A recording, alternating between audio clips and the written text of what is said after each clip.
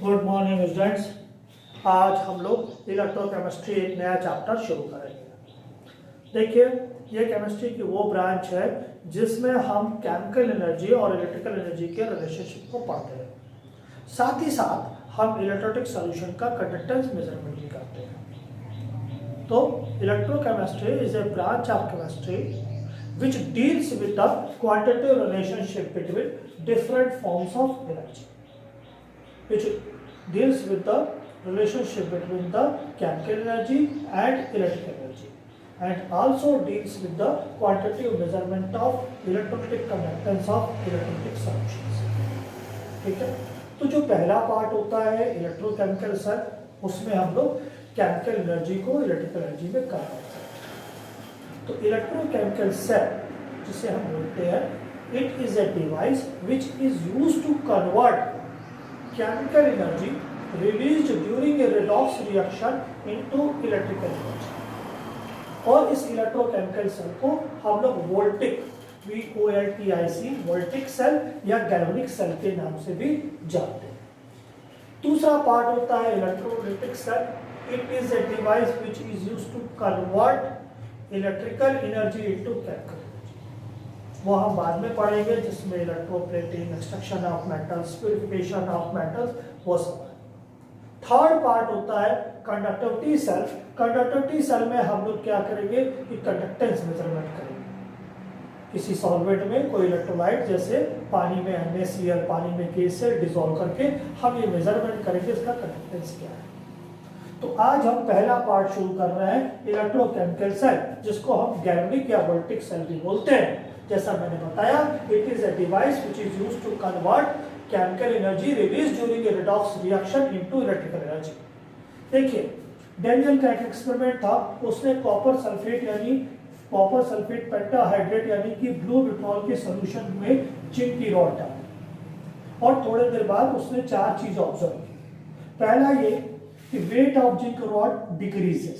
First observation, weight of zinc rod decreases. Second observation, blue color of copper sulfate solution, this solution fades. Third observation, yellow color copper metal deposits in the bottom of the glass. And fourth observation, temperature of the solution increases. ठीक है, तो पहला observation उसका था कि zinc की rod का wait कम हुआ। तो क्यों कम हुआ? क्योंकि जिंक ऑक्सीडाइज हुआ जिंक 2+ और जिंक सॉल्यूशन में चला गया।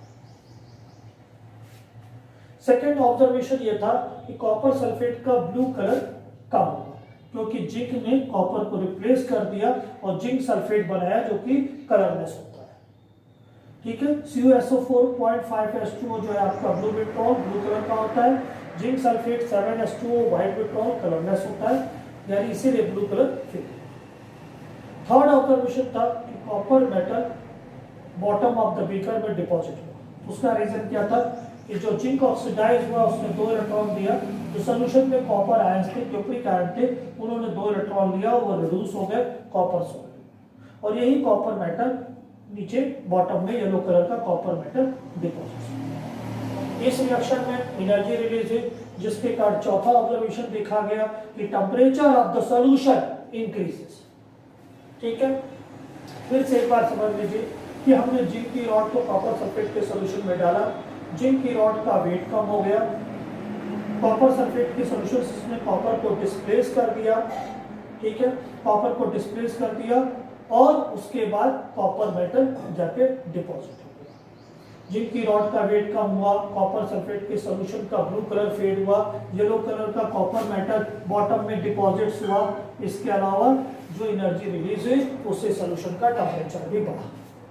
तो डेनियल ने एक सेल बनाया जिससे हम लोग, जिस पर बेस्ड है हमारी पूरी इलेक्ट्रोकेमिकल सेल की स्ट्रक्चर। उसने क्या किया, उसने यही सोचा कि ये जो रिएक्शन है, यदि हम अलग अलग कंपार्टमेंट में कराएं और जिंक वाले रिएक्शन में जो ऑक्सीडेशन हो रहा है उससे जो इलेक्ट्रॉन निकल रहा है उसको दूसरे कंपार्टमेंट में यदि वायर के थ्रू ले जाए, ठीक है, तो उस वायर में उस दिशा के अपोजिट में करंट का फ्लो होगा। तो उसने डेनियल सेल डिजाइन किया। उसने जिंक का इलेक्ट्रोड लिया, उसको जिंक सल्फेट 7H2O के 1 मोलर सॉल्यूशन में दे। दूसरी तरफ उसने कॉपर की इलेक्ट्रोड ली और कॉपर सल्फेट 5H2O के सोल्यूशन में उसने उसको डिप किया, ठीक है। दोनों को उसने वायर से कनेक्ट किया। जब उसने वायर से कनेक्ट किया तो उसने ये देखा कि करंट का फ्लो जो है वो कॉपर से जिंक की तरफ, क्योंकि गैल्वेनोमीटर जो उसने लगाया, इस गैल्वेनोमीटर की नीडल इधर की तरफ डिफ्लेक्ट है, जिसने शो किया कि करंट का फ्लो कॉपर से जिंक की तरफ है। आपको समझ में आया? करंट का फ्लो कॉपर से जिंक की तरफ हो रहा है। इसका मतलब इलेक्ट्रॉन का फ्लो जिंक से कॉपर की तरफ हो रहा होगा। तो ऐसा क्यों हो रहा है? क्योंकि जिंक ऑक्सीडाइज हो रहा है जिंक 2+ में, और जिंक की रॉड का वेट कम हो जाएगा। ये इधर क्या होगा कि क्यूप्रिक आयन उसी दो इलेक्ट्रॉन को लेके कॉपर सॉलिड के रूप में बन जाएगा, यानी कि क्यूप्रिक आयन जाके उसके ऊपर डिपॉजिट हो रहा है, तो धीरे धीरे क्या होगा, कॉपर की रॉड का वेट बढ़ जाएगा, तो जिंक की रॉड थिन हो जाएगी और कॉपर की रॉड थिक हो जाएगी। ठीक है, क्लियर हुआ? तो जिंक का ऑक्सीडेशन हुआ, जिस इलेक्ट्रोड पर ऑक्सीडेशन होता है, आईपीएससी कन्वेंशन है, उसको हम एनोड कहते हैं, जिस पर रिडक्शन होता है उसे कैथोड कहते हैं। ये आईपीएससी कन्वेंशन हम दोनों तरह के सेल, यानी इलेक्ट्रोकेमिकल सेल और इलेक्ट्रोलिटिक सेल दोनों में फॉलो करते हैं। ठीक है, इसका मतलब ये क्या हो गया, एनोड, और ये क्या हो गया, कैथोड। ठीक है, लेकिन यहां पे एक और इंटरेस्टिंग चीज होती है, इलेक्ट्रॉन कहां से निकल रहा है? इलेक्ट्रॉन जिंक वाले इलेक्ट्रोड से निकल रहा है। इलेक्ट्रॉन जिंक वाले इलेक्ट्रोड से निकल रहा है, तो जिंक वाले इलेक्ट्रोड पे इलेक्ट्रॉन की डेंसिटी क्या होगी, बढ़ जाएगी। तो इस इलेक्ट्रोड पर कौन सा साइन आएगा, नेगेटिव। तो अब तक जो हम लोग 9th-10th तक की केमिस्ट्री पढ़ता है, उसमें हम एनोड को पॉजिटिव इलेक्ट्रोड देते हैं और कैथोड को नेगेटिव इलेक्ट्रोड देते हैं। लेकिन यहाँ जस्ट उल्टा हो रहा है, यहाँ पे एनोड पर नेगेटिव साइड कन्वेंशन रखेंगे और यहाँ इलेक्ट्रॉन की डेफिशिएंसी है, तभी कॉपर 2+ इलेक्ट्रॉन को लेकर के कॉपर के रूप में डिपॉजिट हो रहा है, उसके ऊपर कौन सा साइन देंगे, पॉजिटिव साइन। क्लियर हुआ? तो इसका रीजन है, देखिए एक्चुअली में जो आईपीएससी साइन कन्वेंशन है वो ये कहता है कि ऑक्सीडेशन हमेशा एनोड में होना चाहिए और रिडक्शन हमेशा कैथोड में होना चाहिए। पॉजिटिव और नेगेटिव साइन वहां पे रेफरेंस नहीं है। ये बात समझ में आई? जब हम इलेक्ट्रोलिटिक सेल पढ़ेंगे जिसमें कि हम इलेक्ट्रिकल एनर्जी देकर रिएक्शन कराएंगे, जैसे मेटल का एक्सट्रैक्शन, ठीक है, प्यूरिफिकेशन ऑफ मेटल, ठीक है, इलेक्ट्रोलिसिस जब कराएंगे, इलेक्ट्रोप्लेटिंग कराएंगे, तो उस वक्त आपका कैथोड नेगेटिव इलेक्ट्रोड होगा और एनोड पॉजिटिव इलेक्ट्रोड होगा। लेकिन वहां भी ऑक्सीडेशन कहां पर होगा, एनोड पर होगा, और रिडक्शन कहां पर होगा, कैथोड पर। ये चीज पहले क्लियर कर लीजिए कि ऑक्सीडेशन हमेशा एनोड पर होता है, रिडक्शन हमेशा कैथोड पर होता है। बहुत सिंपल है याद करना। देखिए यहाँ पर O और A वोवेल है, एक साथ रहेंगे, R और C कॉन्सोनेंट है, एक साथ रहेंगे, तो ऑक्सीडेशन एनोड पर होगा और रिडक्शन कहां पर होगा, कैथोड। ये समझ में आया? तो जिंक से इलेक्ट्रॉन का फ्लो इधर से इधर हुआ, कॉपर की तरफ हुआ, और कॉपर से जिंक की तरफ करंट था। अब इसके पैरेलल में हम एक वोल्टमीटर लगा रहे हैं। वोल्टमीटर में 0 रीडिंग है, ठीक है। जब सर्किट जोड़े तो वोल्टमीटर जो रीडिंग शो की वो थी 1.10, ठीक है। वोल्टेज कितना आया, 1.10। क्लियर हुआ? एक बार फिर से ध्यान दीजिए कि इसका ईएमएफ कितना जनरेट हुआ, 1.10। क्लियर हुआ? लेकिन देखिए डेनियल के लिए प्रॉब्लम खत्म नहीं हुई। पहले तो ये वोल्टेज बहुत कम था, 1.10 वोल्ट, ठीक है। लेकिन दूसरी सबसे बड़ी प्रॉब्लम ये कि इतना कम वोल्ट भी बहुत कम देर तक सस्टेन किया, और थोड़ी देर बाद ये रिएक्शन स्टॉप हो गया और फिर से ईएमएफ, सेल का जो ईएमएफ था वो फिर से शुरू हो गया। तो ऐसा क्यों हुआ और इस प्रॉब्लम को कैसे सॉल्व आउट किया गया, ठीक है, तो ये आज हम पढ़ेंगे। ठीक है, उसको समझाने के लिए हमने एक नया मेथड यूज किया, वो मोल कॉन्सेप्ट का एक मेथड यूज किया। जब शुरुआत में हमने सर्किट कंप्लीट नहीं किया था तो दोनों तरफ जिंक सल्फेट और कॉपर सल्फेट का कंसंट्रेशन बराबर था, यानी कि 1 मोलर 1 मोलर। ठीक है, उसको आपको समझाने के लिए, आपको आसान बनाने के लिए हमने उसको 100 मॉलिक्यूल ले लिया। इधर भी जिंक सल्फेट का 100 ही मॉलिक्यूल था, इधर भी 100 था, यानी कि इधर सॉल्यूशन में, ठीक है, इस एनोडिक कंपार्टमेंट में सॉल्यूशन में 100 जिंक 2 प्लस थे, 100 सल्फेट आयन थे, सॉल्यूशन न्यूट्रल था। ठीक है, इधर भी वही था, सॉल्यूशन न्यूट्रल था क्योंकि क्यूप्रिक आयन भी 100 थे, सल्फेट आयन भी 100 थे। लेकिन जैसे ही ऑक्सीडेशन हुआ और ऑक्सीडेशन के द्वारा 10 मान लीजिए जिंक 2 प्लस सॉल्यूशन में आ गए, तो यहाँ पे कौन सा आयन एक्सेस हो गया, जिंक 2 प्लस। कितना एक्सेस हो गया, 10। और आपको नीचे रिएक्शन बैलेंस किया हमने, यदि 1 मोल जिंक ऑक्सीडाइज होगा तो उतने ही समय में 1 मोल क्यूप्रिक आयन प्रोड्यूस होगा। इसका मतलब यदि 10 जिंक आयन ऑक्सीडाइज हुए हैं तो 10 क्यूप्रिक आयन प्रोड्यूस होंगे। क्लियर हुआ? और जब वो रिड्यूस होंगे तो इस सॉल्यूशन में क्या एक्सेस हो जाएगा, सल्फेट आयन। और जब सल्फेट आयन एक्सेस हो जाएगा तो सल्फेट आयन क्या होगा, इसके चारों तरफ एडहेर हो जाएगा, यानी ये सॉल्यूशन इलेक्ट्रोलाइटिक न्यूट्रल रहेगा। यहाँ पे G2 प्लस आयन एक्सेस हुए और वो इस इलेक्ट्रोड के चारों तरफ एडहेर हो जाएगा, जिसके कारण दोनों सॉल्यूशन ने अपनी इलेक्ट्रिकल न्यूट्रलिटी को खो दिया और कॉपर का जो इलेक्ट्रोड है उसके चारों तरफ सल्फेट आयन घिर गए और जिंक के इलेक्ट्रोड के चारों तरफ जिंक 2 प्लस घिर गए, उसको घिर दिया। इससे फर्क क्या पड़ा, इससे फर्क ये पड़ा, देखिए कि फर्दर जिंक का ऑक्सीडेशन और इधर फर्दर क्यूप्रिक आयन का जाके प्रोडक्शन। तो ये 1.1 वोल्ट भी बंद हो गया, धीरे धीरे करंट का फ्लो 0 हो गया, EMF 0 हो गया। तो इसलिए हो गया कि both the solutions have lost their electrically neutrality. Now both of them are remain no more electrically. तो इस इलेक्ट्रो न्यूट्रलिटी को सस्टेन रखने के लिए हमने एक छोटी सी डिवाइस का यूज किया डेनियल ने। उस डिवाइस का नाम है सॉल्ट ब्रिज। अब आइए सॉल्ट ब्रिज के बारे में पढ़ते हैं। सॉल्ट ब्रिज एक ग्लास ट्यूब है जो यू शेप की ग्लास ट्यूब है। ठीक है, यू शेप की एक ग्लास ट्यूब है जिसमें K2SO4 का एक्वा सॉल्यूशन भरा हुआ है। अब यहाँ पर हमने एक SPM लगाया। SPM मतलब सेमी परमेबल मेम्ब्रेन, जो केवल सल्फेट आयन को पास होने देती है। एक बायोलॉजिकल प्लांट से बनती है, उसका नाम है आगर आगर। तो यहाँ पे हमारे पास किसकी कमी है, सल्फेट आयन की। भाई जिंक 2 प्लस तो एक्सेस हो गया है ना, प्लस पॉजिटिव चार्ज तो एक्सेस हो गया है, कमी किसकी है, सल्फेट आयन। तो ये जिंक सल्फेट वाला सॉल्यूशन K2SO4 से सल्फेट आयन ले लेता है। तो देखिए यहाँ पे 10 सल्फेट आयन ले लिया तो कितना हो गया, 110। ये भी 110, ये भी 110, सॉल्यूशन क्या हो गया, न्यूट्रल। अब इससे आपने सल्फेट आयन लिया K2SO4 से, तो K2SO4 अपने सल्फेट आयन की लॉस को पूरी कहाँ से करेगा, इसके सल्फेट आयन को लेकर, इसके सल्फेट आयन को लेकर। ठीक है, तो इसका सल्फेट आयन इधर चला गया, कॉपर सल्फेट का देखो तो कितना बचा, 90।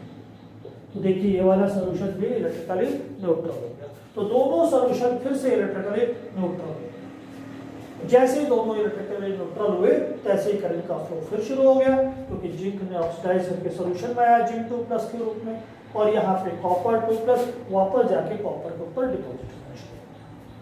समझ में आया? तो अब एक बार हम पॉइंट को समराइज कर दे रहे हैं, ध्यान से सुनिए। समरी, पहला point, flow of electron takes place from zinc to copper. Second point, ध्यान दीजिए, second point, flow of current takes place from copper to zinc. Third point क्या है, EMF of the cell is 1.10 volt. ठीक है। Fourth point, oxidation takes place at zinc one. Fifth point, reduction takes place at copper. Sixth point, zinc is considered as anode. Seventh point, copper plus is considered as cathode. Okay. Next point, 8th point, but flow of current ceases after some time because both the solutions remain no more electrically neutral। ठीक है, तो उसको electrically neutral रखने के लिए हमने क्या किया, सॉल्ट ब्रिज यूज किया। तो सॉल्ट ब्रिज की डेफिनेशन क्या हुई, salt bridge is a device which is used to maintain electroneutrality in both the compartment. Clear हुआ? अब देखिए इस सेल को रिप्रेजेंट कैसे करें, रिप्रेजेंटेशन ऑफ सेल को सीखें। रिप्रेजेंटेशन का एक आईपीएससी कन्वेंशन तरीका है, आईपीएससी कन्वेंशन है क्या कि पहले हम एनोडिक कंपार्टमेंट लिखते हैं, ठीक है, और एनोडिक कंपार्टमेंट में क्या हुआ है, ऑक्सीडेशन, उसी फॉर्म में लिखें कि जिंक सॉलिड, ये फेज बाउंड्री को रिप्रेजेंट करती है। ये जो खड़ी लाइन हमने खींचा है ये फेज बाउंड्री या मेटल इलेक्ट्रोलाइट इंटरफेस को रिप्रेजेंट करती है। उसके बाद जिंक सल्फेट का सॉल्यूशन एक्वस 1 मोलर, ठीक। फिर नेक्स्ट दो लाइन, ये लाइन सॉल्ट ब्रिज को रिप्रेजेंट करती है।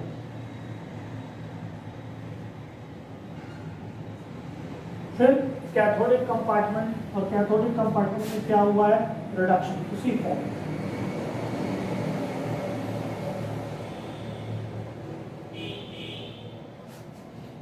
ये +2 से 0 में रिड्यूस हो गया, 0 से +2, यानी जिंक का ऑक्सीडेशन हुआ, जिंक 0 से +2 में ऑक्सीडाइज हो गया और उतने ही समय में कॉपर +2 से 0 में रिड्यूस हो गया। तो ये ऑक्सीडेशन हुआ कि कौन सा कंपार्टमेंट हुआ, एनोडिक, और ये कौन सा कंपार्टमेंट हुआ, क्या समझ में आया? तो ये एनोडिक कंपार्टमेंट है और ये क्या है, कैथोडिक कंपार्टमेंट। तो जिंक का ऑक्सीडेशन हुआ इसलिए पहले उसी फॉर्म में लिखा गया जिंक देन जिंक सल्फेट। और कैथोडिक कंपार्टमेंट में क्या हुआ बच्चों, रिडक्शन हुआ, कॉपर सल्फेट कॉपर। इस तरह से हम सेल को रिप्रेजेंट करते हैं, ठीक है। अब हम आगे पढ़ाने जा रहे हैं E not cell and delta G not, ठीक है।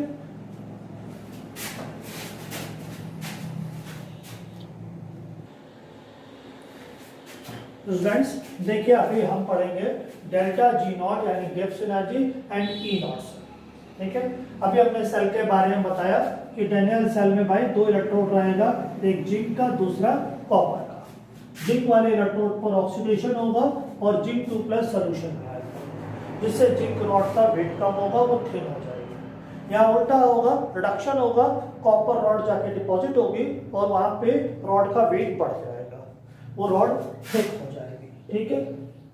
तो जिस पे ऑक्सीडेशन होगा साइन कन्वेंशन आईपीएससी के हिसाब से हम उसको एनोड बोलेंगे, पर यहाँ से इलेक्ट्रॉन निकला is the source of electron, तो एनोड होने के बावजूद इस पर नेगेटिव चार्ज हम असाइन करेंगे। और यहाँ पे रिडक्शन हो रहा है, जो इलेक्ट्रॉन घर से आ रहा है उसका रिडक्शन हो रहा है, वो यूज हो रहा है, कॉपर 2+ उस इलेक्ट्रॉन को लेकर रिड्यूस होकर डिपॉजिट हो रहा है कॉपर के रूप में, तो उस पर साइन क्या रखेंगे हम, पॉजिटिव रखेंगे। पर रिडक्शन हुआ इसलिए उसे क्या बोलेंगे, कैथोड। याद करने का तरीका बताए थे कि ऑक्सीडेशन O से, तो उस पे एनोड लिखिए, A वो है, दोनों हो गए, ठीक है। रिडक्शन कैथोड, R और C दोनों कॉन्सोनेंट एक साथ है। आगे बढ़ते हैं, ठीक है। फिर हमने सॉल्ट ब्रिज का बताया था, ईएमएफ ऑफ सेल 1.1 वोल्ट कैसे आया वो सब बताया। अब आगे बढ़ते हैं कि स्पॉन्टेनिटी ऑफ द सेल, ठीक है।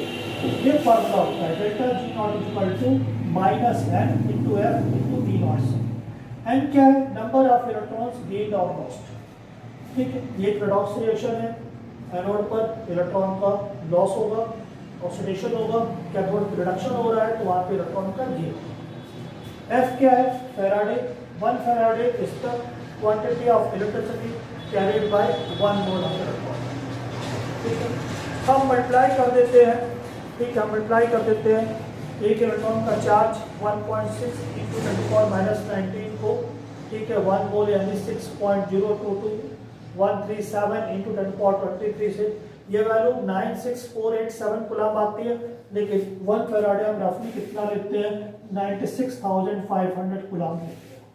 ठीक, ई नॉट सेल क्या हुआ, कैथोड माइनस एनोड, क्योंकि करंट का फ्लो कहां से कहां हो रहा है, कॉपर से जिंक, यानी कैथोड से एनोड हो रहा है, यानी कैथोड हाई वोल्टेज है और जिंक लो वोल्टेज। तो यहाँ पे देखिए डेल्टा एन की वैल्यू कभी जीरो हो नहीं सकती, निगेटिव हो नहीं सकती, एफ की वैल्यू कांस्टेंट है, हमेशा ग्रेटर देन जीरो होगी, ये भी वैल्यू पॉजिटिव, ये भी वैल्यू पॉजिटिव, तो डेल्टा जी नॉट तभी निगेटिव होगा जबकि हमारा ई नॉट सेल भी greater than zero, that is E not cell भी हमारा positive. E not cell positive कब होगा, जब E not cathode minus E not anode must be greater than zero. इसका मतलब E not cathode must be greater than E not, ठीक है, E not cathode must be greater than E not, ठीक है। यानी कि हम यदि दो सेल की वैल्यू दी है, दो इलेक्ट्रोड की वैल्यू दी है, सॉरी, उससे हमको एक इलेक्ट्रोकेमिकल सेल बनाने को कह दिया जाए, तो हम उसमें कैथोड उसको असाइन करेंगे जिसका ईएमएफ ज्यादा होगा, ठीक है। अब देखिए जो इलेक्ट्रोड होते हैं इनका मेजरमेंट हम स्टैंडर्ड हाइड्रो इलेक्ट्रोड के रेस्पेक्ट में करते हैं और सभी इलेक्ट्रोड की ईएमएफ को एक सीरीज में हम अरेंज करते हैं, इस सीरीज को हम इलेक्ट्रोकेमिकल सेल कहते हैं। आजकल इस सीरीज में ईएमएफ जो है वो रिडक्शन फॉर्मेट में लिखे जाते हैं, इसलिए उसको हम SRP standard reduction potential series या इलेक्ट्रोकेमिकल सीरीज भी बोलते हैं, ठीक है। तो हम एक रेफरेंस इलेक्ट्रोड यूज करते हैं, हमारे 11th-12th के कोर्स में जो रेफरेंस इलेक्ट्रोड हमको पढ़ना है वो है standard hydrogen electrode. Standard hydro electrode के रेस्पेक्ट से हम सभी इलेक्ट्रोड का ईएमएफ निकालते हैं और फिर उस ईएमएफ के आधार पर यदि हमें उसमें से कोई दो इलेक्ट्रोड दे दिया जाए और कहा जाए इससे सेल बनाओ, तो जिसका ईएमएफ ज्यादा होगा वो कैथोड बनेगा और जिसका ईएमएफ कम होगा वो एनोड बनेगा। यानी मैथमेटिकली चलेंगे, अभी हम आपको समझा रहे हैं कि जैसे मान लीजिए एक इलेक्ट्रोड का ईएमएफ +3 है, एक का +2 है, तो +3 वाला कैथोड बनेगा और +2 वाला एनोड बनेगा। अब मान लीजिए दोनों का माइनस है, मान लीजिए एक का -1 है, एक का -2, तो यहाँ भी मैच ही लगेगी, -1 वाला कैथोड बनेगा, -2 वाला एनोड। और मान लीजिए एक +2 है, एक -3 है, तो कोई दिक्कत नहीं, +2 वाला कैथोड और -3 वाला एनोड बनेगा। ये इंपॉर्टेंट पॉइंट है, इसको याद रखें। तो अभी हम क्या पढ़ेंगे, रेफरेंस इलेक्ट्रोड। और उस रेफरेंस इलेक्ट्रोड में किसके बारे में पढ़ेंगे हम, उस रेफरेंस इलेक्ट्रोड में हम सबसे पहले एक ही रेफरेंस इलेक्ट्रोड हमारे कोर्स में है, उसी रेफरेंस इलेक्ट्रोड को डिस्कस करेंगे, उसका नाम है स्टैंडर्ड हाइड्रोजन इलेक्ट्रोड, जिसको हम शॉर्ट फॉर्म में SHE से भी डिनोट करते हैं, ठीक है। ओके, अभी हम पढ़ा रहे हैं।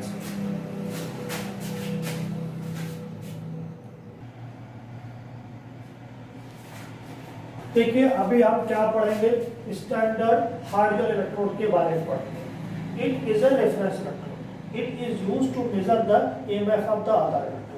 जैसे यहीं पर देखिए आप कि कैथोड कौन है, कॉपर, एनोड कौन है, जिंक। तो कॉपर और एनोड के जो पोटेंशियल डिफरेंस है वो कितना है, 1.10, ठीक है। लेकिन हमें ये नहीं पता कि E not copper 2 plus copper की वैल्यू क्या है या E not zinc 2 plus zinc की वैल्यू क्या है। हमें इतना पता है कि बस E not copper 2 plus oblique copper minus E not zinc 2 plus zinc की वैल्यू कितनी है, 1.10।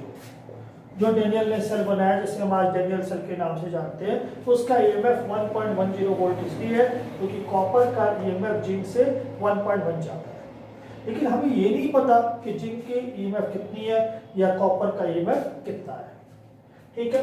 तो स्टैंडर्ड हाइड्रो इलेक्ट्रोड एक डिवाइस है। तो पहला चीज, it is a device which is used to measure the EMF of the other electrode, hence it is used as a reference electrode. Second, it is reversible in nature.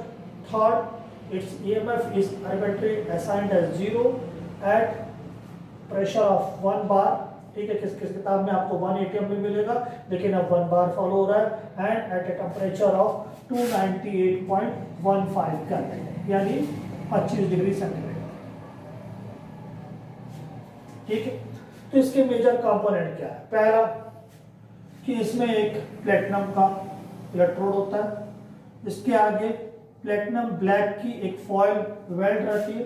Platinum black colour का नहीं होता, ये white colour का ही होता है। ये platinum का एक एलॉय है जिसकी की इलेक्ट्रिकल कंडक्टिविटी प्लेटिनम से भी ज्यादा अच्छी है। इस पूरे को हम HCl के 1 मोलर सोल्यूशन में डिप करते हैं। ये एक रिवर्सिबल इलेक्ट्रोड है। मान लीजिए सामने वाले पर ऑक्सीडेशन हो रहा है तो ये अपने पे रिडक्शन करा के कैथोड के तौर पर बिहेव करेगा और ये इसका रिडक्शन रिएक्शन होगा और ये कैथोड बन जाएगा। ठीक है, लेकिन मान लीजिए सामने वाला इलेक्ट्रोड पे रिडक्शन हो रहा है, ये कैथोड है, तो ये अपने ऊपर ऑक्सीडेशन करा के एनोड की तरह बिहेव करेगा और उसका रिएक्शन हाइड्रोजन गैस प्लस। ठीक है, तो it is a reference electrode, it is used to measure the EMF of the other electrode. तो आज ही हम आपको बताएंगे कि कैसे SHE इसको हम शॉर्ट फॉर्म में बोलते हैं, आगे हम शब्द यूज करेंगे SHE। ठीक है, SHE के हेल्प से कैसे हम जिंक 2 प्लस जिंक रॉड का EMF निकाले और कैसे कॉपर का EMF निकाले। ठीक है, ओके, अभी हम आपको बताते हैं।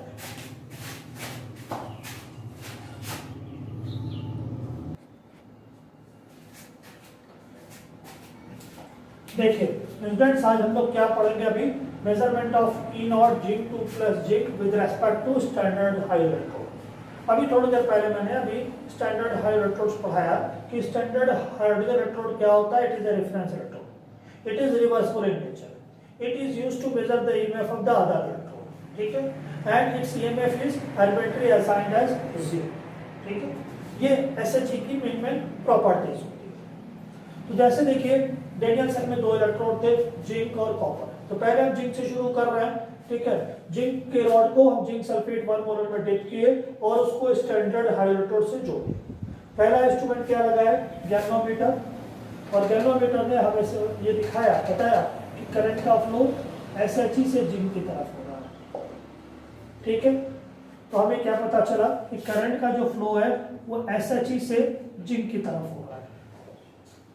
इसका मतलब इलेक्ट्रॉन का फ्लो उल्टा हो रहा होगा, जिंक से SHE की तरफ, यानी कि इलेक्ट्रॉन जिंक से निकल रहा है और कहाँ आ रहे हैं? SHE। इसका मतलब जिंक को ऑक्सीडेशन। तो देखिए हमने ऑक्सीडेशन पहले से लिख रखा है, जिंक का ऑक्सीडेशन हुआ, यह एनोड बना तो किस पर? ऑक्सीडेशन। ठीक है, जिंक की रॉड थोड़ी धीरे थिन हो गई। यहाँ पे आइए, यहाँ उल्टा रिडक्शन होगा। जब इलेक्ट्रॉन यहाँ पहुंचेंगे तो SHE जो है अब कैथोड की तरह बिहेव करेगा। यह एक रिवर्सिबल इलेक्ट्रोड है। इसकी प्रॉपर्टी ये है कि अपने पर ऑक्सीडेशन रिडक्शन दोनों करा सकता है। यदि सामने वाले इलेक्ट्रोड पर ऑक्सीडेशन हो रहा है, वो एनोड की तरह बिहेव हो रहा है, तो SHE अपने पर रिडक्शन कराएगा और खुद कैथोड की तरह बिहेव करेगा। ठीक है, तो ये रिडक्शन हुआ और SHE जो है इलेक्ट्रॉन लेके टू रिएक्शन को बैलेंस कर दिए, इलेक्ट्रॉन कट गया, ये पूरा बैलेंस रिएक्शन। ठीक है, पैरेलल में हमने क्या किया? एक वोल्टमीटर कनेक्ट किया। वोल्टमीटर में 0 आपको पता है ये सेंटर पे होता है, 0 है, ये इधर होता है, और फिर ये वोल्टमीटर रीडर होगी और वोल्टेज रिकॉर्ड हुआ 0.76। ठीक है, गैल्वेनोमीटर में 0 सेंटर पे होता है, पर वोल्टमीटर में 0 लेफ्ट हैंड साइड में होता है। तो नीडल इधर डिफ्लेक्ट की और वोल्टेज कितना रिकॉर्ड हुआ? 0.76। तो अभी हम बताएंगे करंट का फ्लो कहाँ से कहाँ हुआ है? SHE से जिंक की तरफ हुआ है। ये आपका कैथोड है और ये आपका एनोड है। यहाँ से इलेक्ट्रॉन निकले इसलिए इसके ऊपर नेगेटिव चार्ज है, यहाँ इलेक्ट्रॉन की डिफरेंस है, इसके ऊपर पॉजिटिव चार्ज है। तो यहाँ देखिए E not cell equal to E not cathode minus E not anode. E not cell की वैल्यू हमको वोल्टमीटर से मिल गई 0.76 वोल्ट। कैथोड पर क्या है? SHE और एनोड पर क्या है? जिंक। अब यहाँ देखिए, अभी हमने बताया कि रेफरेंस इलेक्ट्रोड SHE का EMF आर्बिट्ररी असाइन करते हैं 0, तो मैं 0 रख दिया। वैल्यू क्या आ गई? -0.76 वोल्ट। देखिए माइनस साइन का मतलब है वोल्टेज माइनस नहीं होता, या माइनस साइन का मतलब है कि negative sign indicates oxidation on that electrode with respect to SHE। इसका मतलब यदि निगेटिव वैल्यू बढ़ रही है तो उस इलेक्ट्रोड पर रिडक्शन होने की टेंडेंसी बढ़ेगी, तो अपने रिड्यूस होगा, ठीक है, तो उस पर जो है ऑक्सीडेशन करने की टेंडेंसी बढ़ रही है, सॉरी अपने पर ऑक्सीडेशन करने की टेंडेंसी बढ़ रही है, तो उस पर जब अपने ऑक्सीडेशन होगा तो दूसरे को क्या करेगा, वो रिड्यूस करेगा। जैसे इससे ज़्यादा निगेटिव वैल्यू ग्रुप 1 की होती है, जैसे लिथियम की सबसे ज़्यादा निगेटिव होती है -3.05 वोल्ट, तो इसका मतलब लिथियम का इलेक्ट्रोड बड़े आसानी से इलेक्ट्रॉन देगा और अपने ऑक्सीडाइज होगा और दूसरे को क्या करेगा, रिड्यूस करेगा। तो with increase in the negative value of SRP, reducing power increases. Reducing power of that electrode increases. यहाँ तक समझ में आया? अब देखिए नेक्स्ट हम क्या पढ़ेंगे कि इसी SHE के रेस्पेक्ट में हम कॉपर 2+ कॉपर का भी EMF निकालेंगे, ठीक है? अभी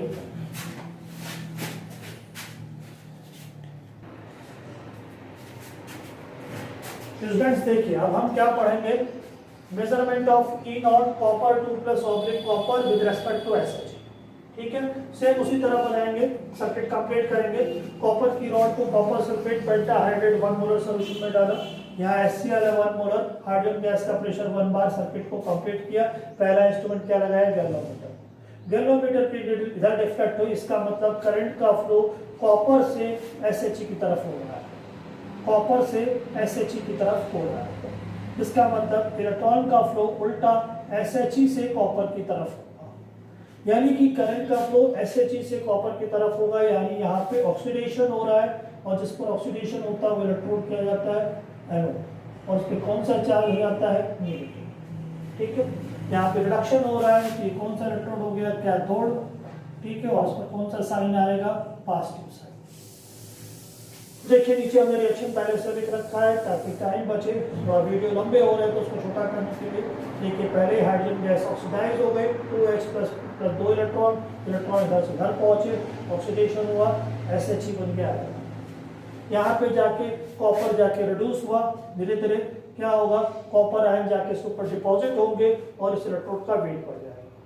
हाँ, सॉल्ट ब्रिज भी होगा, बिना सॉल्ट ब्रिज के कोई भी सर लंबे समय तक काम नहीं करता। हमने इसमें सॉल्ट ब्रिज नहीं बनाया है क्योंकि काफी फिगर कॉम्प्लिकेटेड हो रहा था, कॉम्प्लेक्स हो रहा था, ठीक है? रिएक्शन को बैलेंस कर दिया, इलेक्ट्रॉन काउंट कट गया और ये बैलेंस रिएक्शन। अब आइए पैरेलल में हमने वोल्टमीटर लगाया और वोल्टमीटर का वोल्टेज कितना बताया, 0.34।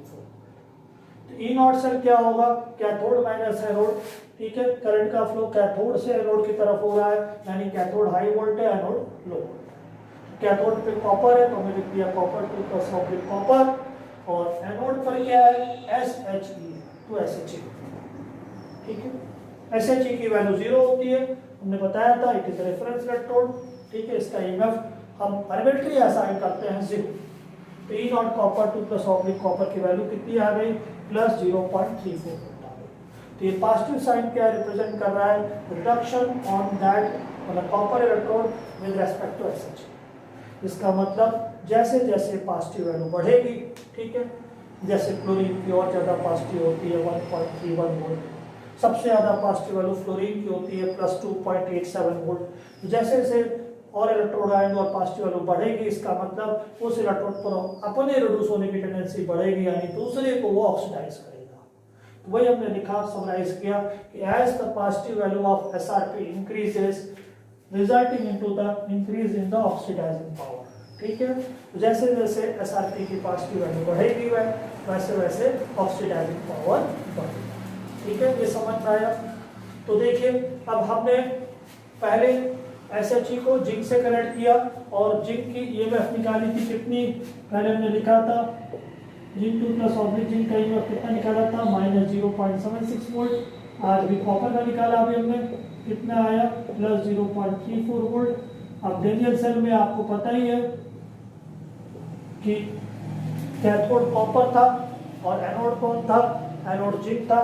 तो डेनियल सेल का फॉर्मूला क्या यूज होगा यहाँ पर, E not cell is equal to E not cathode, और कैथोड क्या था डेनियल सेल में, कॉपर, और डेनियल सेल में एनोड क्या था, जिंक। वैल्यू पुट कर दीजिए, +0.34 -0.76। देखिए थ्योरेटिकल वैल्यू भी हमारी 1.10 आई, यानी कि हमारी ये वैल्यू 1.10 आई, और हम बता चुके हैं कि डेनियल सेल जब बना था तो उसमें भी वोल्टेज 1.10 वोल्ट ही आया था। यानी कि जो SHE के रेस्पेक्ट से हमने सब इलेक्ट्रोड का ईएमएफ निकाला, कॉपर और जिंक का अलग अलग जो ईएमएफ निकाला वो अपनी जगह पर सही है। कॉपर का ईएमएफ हमने कितना निकाला, प्लस 0.34, जिंक का कितना निकाला, माइनस 0.76, ठीक है, वो अपनी अपनी जगह पे सही है। जब हम वैल्यू निकालते हैं डेनियल सेल का E0 से निकालते हैं तो वाकई 1.10, ठीक है। अब जो नेक्स्ट लेक्चर नंबर 2 होगा इलेक्ट्रोकेमिस्ट्री का, उसमें हम आपको डेनियल सेल, इलेक्ट्रोकेमिकल सेल, ठीक है, जिसको हम गैलोनिक सेल भी बोलते हैं, वोल्टिक सेल भी बोलते हैं, तो उसके न्यूमेरिकल्स कराएंगे। क्लियर? ये पोर्शन क्लास 11th में भी है और ये पोर्शन 12th में भी है। हाँ, 12th में आगे फर्दर क्या पढ़ते हैं हम लोग, नेक्स्ट क्वेश्चन पढ़ते हैं, ठीक है। Thank you very much. यदि मेरा चैनल आपको पसंद आए तो मेरा channel chemistry by doctor Paresh Kumar Singh को आप लोग प्लीज सब्सक्राइब करना ना। Thank you.